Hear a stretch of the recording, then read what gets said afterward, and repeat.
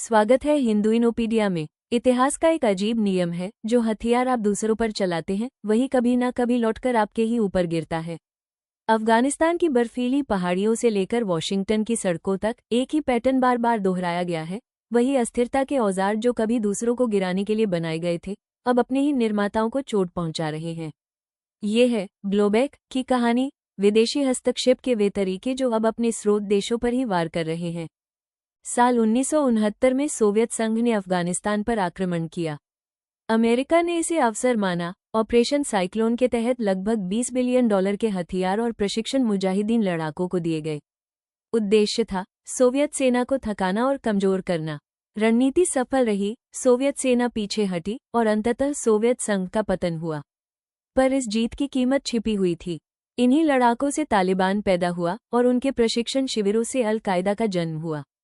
Osama bin Laden, जो कभी CIA के समर्थन से लड़ा, बाद में 11 सितंबर 2001 के हमलों का सूत्रधार बना।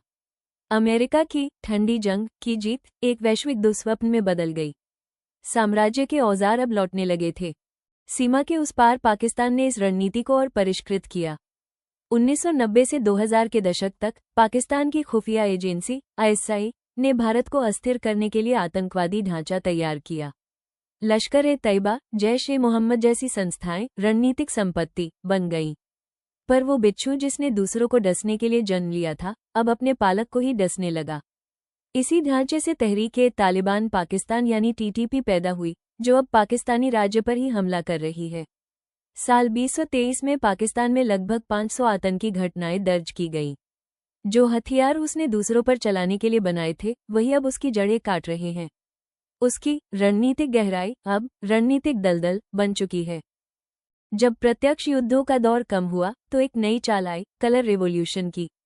जॉर्जिया की रोज रेवोल्यूशन से लेकर यूक्रेन की यूरोमायदान तक पश्चिमी एजेंसियों ने एक फॉर्मूला बना लिया।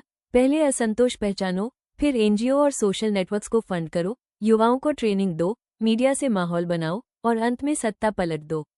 USAID, national endowment for democracy और इंटरनेशनल रिपब्लिकन इंस्टीट्यूट जैसे संगठन इस प्रक्रिया के केंद्र में रहे।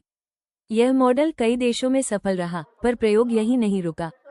दक्षिण एशिया में भी यही फॉर्मूला अपनाया गया। नेपाल और बांग्लादेश में सत्ता परिवर्तन इसी खाके पर हुआ और इससे भारत का रणनीतिक संतुलन कमजोर करने की कोशिश की गई।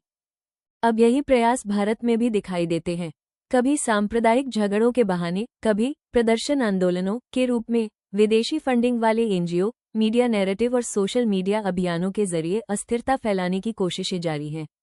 कुछ राजनेता पश्चिमी देशों में जाकर भारत की लोकतांत्रिक छवि को कमजोर करने वाले बयान देते हैं, जैसे किसी पसंदीदा नेता को तैयार किया जा रहा हो। पर भारत अन्य देशों की तरह झुका नहीं। अपनी सभ्यतागत चेतना और लोकतांत्रिक गहराई के कारण भारत अब तक इस कलर रेवोल्यूशन मॉडल को विफल करता आया है। फिर भी प्रयास जारी है और तंत्र मौजूद है। और अब सबसे रोचक मोड़, वही हथियार जो पहले बाहर प्रयोग किए गए, अब अमेरिका और पश्चिमी देशों में अपने ही अंदर इस्तेमाल हो रहे हैं। ब्लैक लाइव्स मैटर आंदोलन ने नस्लीय अन्याय के विरोध से जन्म लिया, पर इसकी संगठित हिंसा और मीडिया रणनीति ने वही पैटर्न दोहराया, जो कभी यूक्रेन या नेपाल में देखा गया था। आज कई पूर्व सरकारी अधिकारी रेजिस्टेंस नेटवर्क बनाकर अपने ही शासन के खिलाफ वही तकनीकें इस्तेमाल कर रहे हैं जिन्हें उन्होंने दूसरे देशों में सिखाया था। साम्राज्य के औजार अब घर लौट चुके हैं। सबक पुराना है, पर शायद कभी नहीं सीखा गया। जो अस्थिरता फैलाने के लिए जीता है, वही अस्थिरता में मरता है। बिच्छू डसेगा, बूमरैंग लौटेगा और साम्राज्य के औजार अंततः अपने मालिकों पर ही वार करेंगे। अब सवाल यह नहीं कि ब्लोबैक होगा या नहीं, सवाल यह है कि जब होगा तो उसका असर कितना विनाशकारी होगा। देखने के लिए धन्यवाद। यदि यह विश्लेषण आपको सार्थक लगा तो हिंदुइनोपीडिया को लाइक और सब्सक्राइब करें और पूरी ब्लॉग पढ़ें HINDUINOPEDIA पर।